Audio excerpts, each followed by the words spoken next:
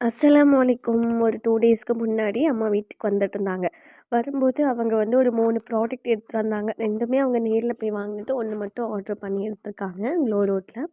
So இந்த அருவாமனை பார்த்தீங்கன்னா, நல்லா தேங்காய்லாம் இதிலேயே துருவிக்கலாம். இது ஆடாது, அப்படியே நல்லா ஸ்ட்ராங்கா இருக்கு.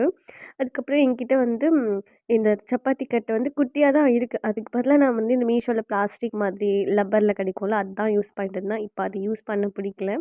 ஸோ அதனால ஒரு சப்பாத்தி கட்டு. 3வது என்னன்னு பார்த்தீங்கன்னா, இந்த க்ளோ ரோட்ல வந்து பேக் வாங்கி குடுத்துருக்காங்க. ஆக்சுவலி நான் ஒரு குட்டியான ஹேண்ட் பேக் தான் வச்சிருப்பேன். குழந்தைய தூக்கிட்டு போகும்போது எல்லாத்தையும் அதில நுழைச்சி எடுத்துட்டு போவேன். ஸோ அதுக்காக அவங்க வந்து ஒரு பெரிய பேக். இது 175 மட்டும் தான்.